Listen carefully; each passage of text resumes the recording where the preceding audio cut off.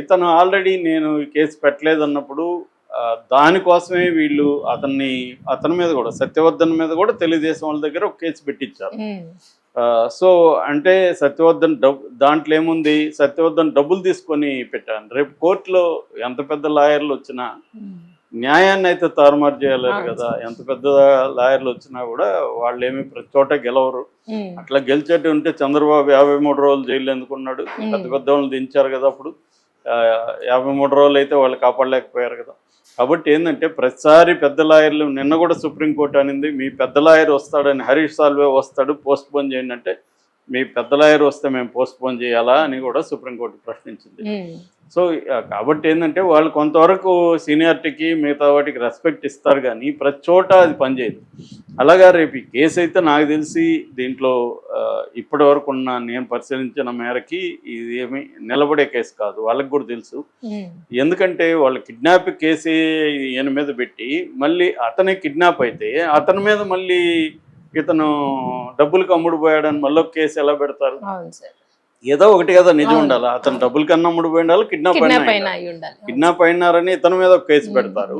మళ్ళీ ఆ అబ్బాయి డబ్బులు తీసుకొని సాక్ష్యం ఇది కేసుని విత్డ్రా చేసుకున్నాడు అని అతని మీద పెడతారు.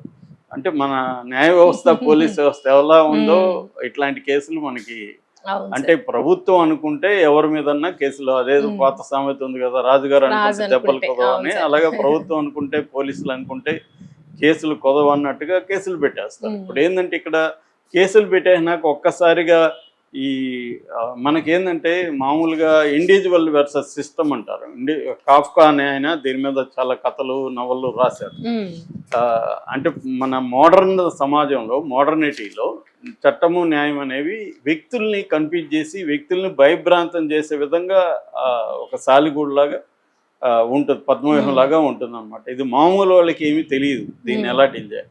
అందుకనే స్పెషలిస్టులు, లాయర్లు గంటకి ₹1 కోటి తీసుకునే సిద్ధార్థ లోత్రాలు ఎందుకంటే ఇక్కడ దిగుతారంటే ఈ మామూలు కామన్ పీపుల్కి ఇది ఒక పెద్ద భయంకరమైన విషవలయం లాగా ఉంటుంది న్యాయ వ్యవహారాలన్నీ కూడా, కోర్టు వ్యవహారాలు అన్నీ.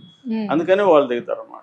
సో ఇది ఇప్పుడు గతంలో సామాన్యుల మీద ఎక్కువగా పెట్టేవాళ్ళు ఇలాగా కేసులు పెట్టి, ముఖ్యంగా పౌర హక్కుల సంఘాల మీద, నక్సలైట్ల మీద ఇలాగ పెట్టేవాళ్ళు. ఇప్పుడు ప్రత్యర్థుల మీద ఇలాంటి కేసులు ఎవరు వచ్చినా, జగన్ వచ్చినా ఇదే చేస్తున్నాడు. జగన్ వచ్చినా గతంలో తెలుగుదేశం వాళ్ళ మీద ఇలాంటి కేసులు పెట్టాడు.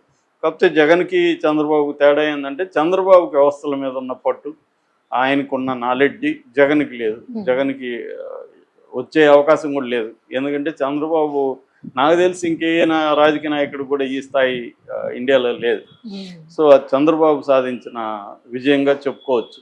అందువల్లనే ఆయన ఇట్లాంటి ఒక చిన్న బెయిల్ విషయంలో, ముందస్తు బెయిల్ విషయంలో కూడా సిద్ధార్థ లాతను దింపుతున్నాడంటే ఢిల్లీ నుంచి లాయర్లు దింపుతున్నాడు ప్రతిదానికి. ఇక్కడ నిజానికి వంశీ కేసులో ఢిల్లీ నుంచి లాయర్లు అవసరం లేదు, కానీ గంటకి ₹1 కోటి తీసుకుంటున్నాడు అని చెప్పి సిద్ధార్థ లోత్రాని మేబీ చంద్రబాబుకి మేలు చేశాడు కాబట్టి ఆయన గవర్నమెంట్ తరఫున డబ్బులు ఎక్కువ ఇస్తూ పర్మనెంట్గా పెట్టుకున్నట్టు కనబడుతుంది. ప్రతి చిన్న బెయిల్కే, మామూలుగా ఇది బెయిల్ వ్యవహారం, ఈ బెయిల్ దీంట్లో కూడా సిద్ధార్థ లోత్రా ఆర్గ్యూ చేస్తున్నాడు అంటే మనం అర్థం చేసుకోవచ్చు చంద్రబాబు పరిస్థితి. సో ఆ స్థాయిలో జరుగుతుంది. కాబట్టి అంత ఈజీ కాదనమాట వీళ్ళకి బెయిల్ రావడం. ఎందుకంటే చంద్రబాబు ప్లాన్ ఏంటంటే పెద్ద లాయర్ని దించితే, మామూలుగా ఇప్పుడు ₹1 కోటి ఎందుకు ఇస్తారు ఒక లాయర్కి? ఎవరైనా ఆ లాయరు వాదించే కేసులు పనిచేస్తాయి కాబట్టి, కోర్టులను కూడా ఆయన ఇన్ఫ్లుయెన్స్ చేయగలిగాడు కాబట్టి ఆయన పెట్టుకుంటారు. లేకపోతే మామూలుగా పబ్లిక్ ప్రాసిక్యూటర్లు ఉంటారు. ఆల్రెడీ దీంట్లో కూడా మెండ లక్ష్మీ నరపతి అనుకుంటా, ఆయన నారాయణ, లక్ష్మీనారాయణ అని ఆయన ఉన్నాడు పబ్లిక్ ప్రాసిక్యూటర్. కానీ ఈయన్ని దించారు అనమాట రంగంలోకి. సో ఆయన వాదించారు. దీంట్లో వాళ్ళ ఆర్గ్యుమెంట్ ఏంటంటే ఇది అసలు దీనికి విచారణ అర్హత లేదు ఈ పిటిషన్కి అని. అది కరెక్టే. వంశీకి కూడా నాకు తెలిసి ముందే ఐడియా ఉంటుంది ఎట్లాగో బెయిల్ దీనికి సంబంధం లేదని. ఇప్పుడు ఆయన SC ST కోర్టులో బెయిల్ పిటిషన్ వేసుకోవాలి. అది వంశీకి సంబంధించి. అయితే నిన్న వీళ్ళు కస్టడీకి కూడా పోలీసులు అప్లై చేశారు, కస్టడీ పిటిషన్. వాళ్ళ ఆర్గ్యుమెంట్ ఏమంటే, ఒకటి సీన్ రికన్స్ట్రక్ట్ చేయాలి, 2 వంశీ దగ్గర కొన్ని డాక్యుమెంట్స్ అవి కలెక్ట్ చేయాలి, మా దగ్గర కొన్ని ఆధారాలు ఉన్నాయి, దాన్ని పెట్టుకొని మేము వంశీని ప్రశ్నించాల్సి ఉంది అనేది నాకు తెలిసి కస్టడీకి ఈరోజు ఇచ్చేస్తారు. ఎందుకంటే జనరల్గా పోలీసులు కస్టడీకి అడిగినప్పుడు రిజెక్ట్ చేయడం అనేది జనరల్గా జరగదు. చంద్రబాబును కూడా కస్టడీకి ఇచ్చారు పోలీసులు, సారీ కోర్టు. కాకపోతే జైల్లో విచారించమని చెప్పారు. ఇక్కడ అది జరగదు, ఎందుకంటే ఇతను ఎమ్మెల్యే కూడా కాదు కాబట్టి ఈయన ఖచ్చితంగా కస్టడీకి. కాకపోతే వాళ్ళు ఒక వారం అడిగితే వీళ్ళు 4 రోజులు 5 రోజులు, అది పోలీసులకు కూడా తెలుసు. అందుకనే వాళ్ళకి 3 రోజులు కావాలంటే వారం అడుగుతారు. ఇవన్నీ అందరికి తెలిసిన వ్యవహారాలే, కోర్టులు పోలీసులు ఇలా. సో ఇలాగా ఇతన్ని అయితే ఖచ్చితంగా 3 నుంచి 5 రోజుల వరకు కస్టడీకి ఇచ్చే అవకాశం అయితే ఉంది.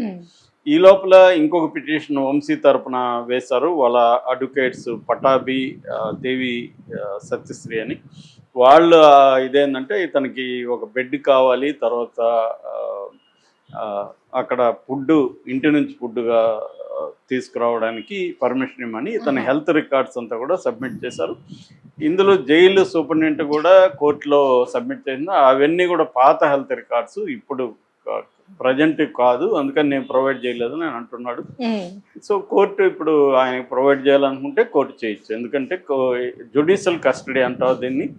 ఆయన కన్విక్టెడ్ ప్రిజనర్ కాదు, జ్యుడిషియల్ కస్టడీ. కాబట్టి జ్యుడిషియల్ కస్టడీ ఉన్నప్పుడు